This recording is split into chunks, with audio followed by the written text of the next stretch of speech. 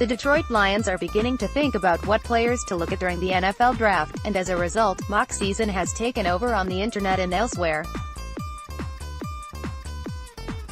At 247 Sports, the mocks have been flying around as well. But what about a mock tailored to Lions fans with a look at how the team might spend all of their 2019 draft picks?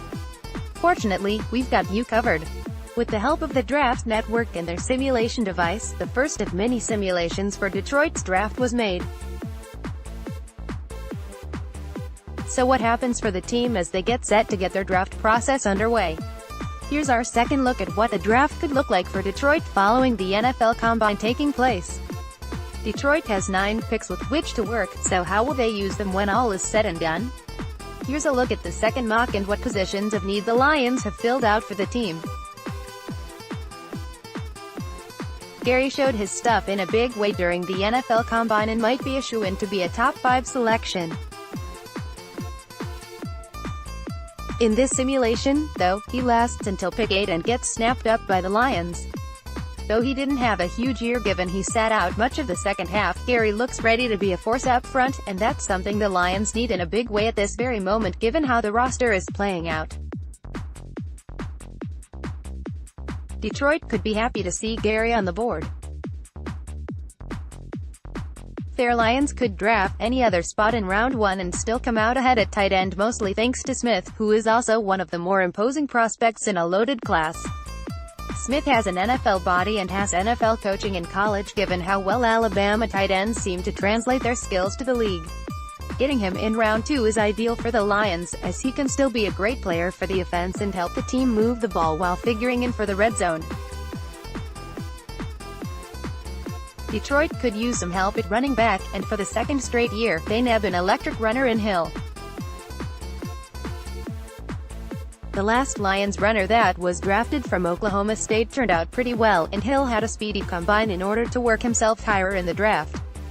He can form one of the more electric tandems in the NFL in short order, with fellow speedster Kerryon Johnson also in the fold. The Lions have a major need at cornerback for a ball-hawking playmaker, and Moreland is an intriguing name from small school James Madison. He's been mentioned as a player the team has sniffed around, and for good reason.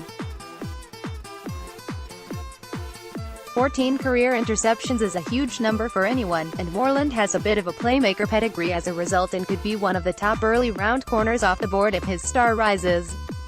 Clearly, this simulation sleeps on him, so this could be a steal if it were to play out this way in real life. If you're looking for Detroit's own version of Wes Welker or Julian Edelman, look no further than Renfrow, who could be an ideal pick in the middle stages to help Detroit move the ball and get things done short. Getting him in the 5th round feels right on with this simulation. Paris Campbell was also on the board, but Renfrow feels like a need for the offense.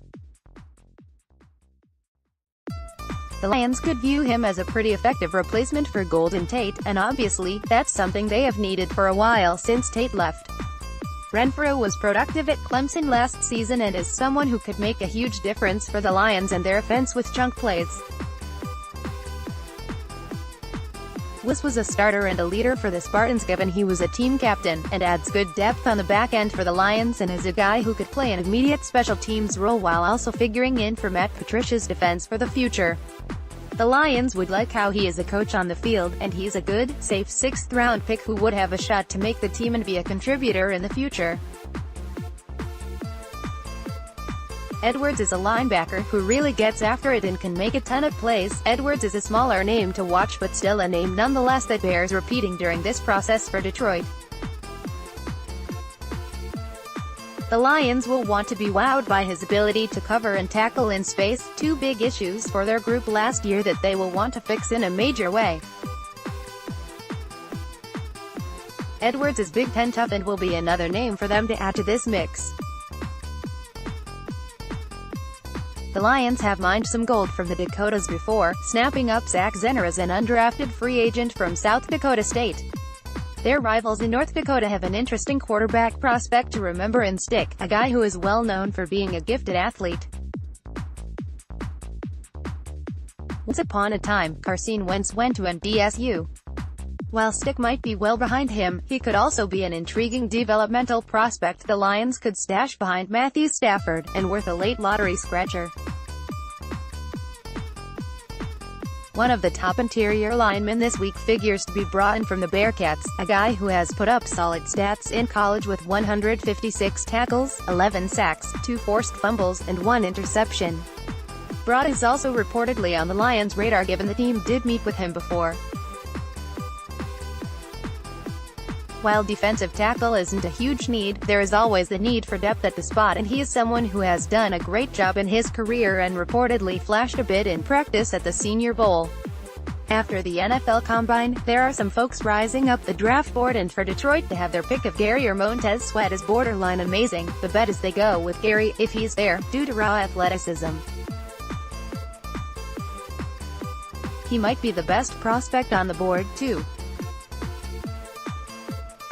Landing Justice Hill is a bonus for the offense, and the team gets some quality defensive depth in this draft to help their prospects. Many of the guys flashed in workouts pre-draft.